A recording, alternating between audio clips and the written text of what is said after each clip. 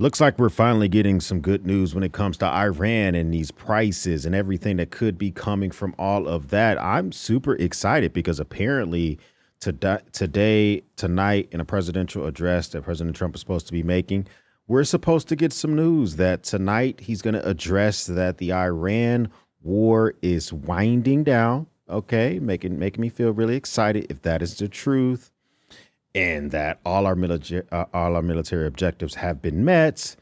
And maybe we would just get two great things happened at once. The bottom left hand corner of your screen, you're going to see they're about to launch the Artemis 2. I'm super excited about that because there has been a mission to the moon since before I was alive. And these folks aren't going to actually land on the moon. But, the fact that we got more deep space stuff going on, that's pretty freaking excited. And maybe we get the announcement to the end of this war and maybe finally gas prices come down. And would it not be the best thing ever if we were to get that announcement that things are winding down and we should be good to go? Now, Frank Luntz, he's a kind of a Republican whisperer, and he talked to the president earlier today, and he says that the president told him the primary objective of preventing Iran from developing a nuclear weapon has been achieved. Oh, fantastic. He says he's not concerned about enriched uranium that Iran possesses. It's so far underground, I don't care about that, according to Reuters. I'm seeing evidence that would lead me to believe that it otherwise could be true, but who cares, bro? Who cares? Listen, they were 2 weeks away. I guess we stopped them from being 2 weeks away. Whoop-de-freaking-do. But another Republican whisperer, S.E. Cupp, she says something that I wasn't really thinking about very much until she presented how long it took to obtain a ceasefire during the Iraq-Iran war in 1980. Let's see what she had to say about that. I just want to remind you that back in 1980, during the Iran-Iraq war, 8 days in, Iraq asked for a ceasefire. Iran rejected it. It waited 8 years, turned down 6 more ceasefire requests, some during Ramadan, before it finally caved, before its weapons and economy were finally degraded enough. And Iraq was threatening chemical weapons attacks. It took 8 years to get Iran to agree to a ceasefire. The president throws around ceasefire as if he could just will it into happening. That is not who we're dealing with. And to Lulu's point, I don't know what he's read about this bad actor, but there are plenty of people who know what Iran is capable of, and it's more than just what we're seeing now. And they're ready for a much longer battle. I don't know if Trump is aware of that, but they are ready. He has been saying. Oh, okay. So, all right. So maybe us just simply saying that we're done is not going to be enough. But listen, that was 1980. Okay. It was over 40 years ago. This is a different Iran, even though the Ayatollah, we just took him out, but he was in charge back then. And now his son is in charge. And it seems like his son is even more radical than he was. But this is some different ones. You know what I'm talking about? Completely different. And so maybe, just maybe, okay, it won't be the same thing. Okay, maybe if we call the ceasefire, they're not going to attack any of our infrastructure that we have in that area, such as our bases or any of our tech companies like Amazon, like they did the other day, or anything like that can make the region more disabled. But they do seem to be ready to still make the Strait of Hormuz their bitch. And this is coming from a senior Iranian official that says, Iran, can close the Strait of Hormuz, but even if the whole world gathers, they cannot reopen it. Geographically, it's like a horseshoe bend. It takes 7 to 8 hours for a ship to enter, turn, and pass the narrowest part and exit. And they're kind of half right about that. To be fair, the Strait of Hormuz does seemingly have very much controls for which it seems to be hard for just any old body to just reopen it through military force. Because what you're really saying is you're going to stop their unmanned drone ships that have the ability to go there. We're going to stop, just like everything in that area, no matter what's going on. And if we look at Google Earth, the Strait of Hormuz is it seems to just be this area that it does seem like they do have the ability to control it, regardless of how many people decide they want to try to join the fight. We see the strait, and most ships don't go through this major part because of fears of mining and some of the routes, how deep these vessels are. They have to go up between Hormuz Island. They have to go up near Keys. They have to go up near Iran to make the pass. And that's why we're seeing more and more reporting of ships being attacked or having to pay tolls or whatever. And speaking of those tolls, we're even seeing more of that now. So the thing is that they're seemingly setting up a toll booth. All right, so maybe we are wrapping it up. And are they going to keep the toll booth open where they're allowing ships to freely pass through the strait, but you have to pay them in yuan or crypto? Also, it doesn't seem to be that any country can do it. They're not letting anything that has to do with the U.S. go through there. It seems to be friendly countries. Does this stay the same way if we decide that we are winding this down in a couple of weeks? And we haven't seen a lot of reports of attacks in the last couple of weeks, but we just saw 2 of them over the last few days. This is the UK MTO, which tracks incidents that happen all over the world that have to do with vessels. And a report of an incident right near the Strait of Hormuz, 2 of them. We had 2 vessels that were hit with projectiles on the port side, damaging hull above the waterline. And then there was another one that was hit just a couple of days earlier. So all these vessels that dare to venture or dare to stay in this particular area near the strait still have to worry about now ballistic missiles for the first time being a possibility, that they use that as the go-to. But I mean, listen, there's still a possibility that we're wrapping this shit up, bro. We're wrapping this stuff up, okay? You ever heard the term called the re-up? It's something that similarly happens in like the drug game, okay? You can have a re-up on anything. You know what I'm talking about? You can have it on all sorts of stuff. But it seems to be we're having like a re-up, and it seems to be we're doing it heavily in the Middle East, but we really seem to be doing it and focusing on ground troops. We just sent 18 additional A-10 Warthog ground attack aircrafts to the Middle East. These things are super, extremely, fantastically accurate when it comes to close ground support for troops. Why would we send an additional 18 in the last week if we intend to wrap this shit up?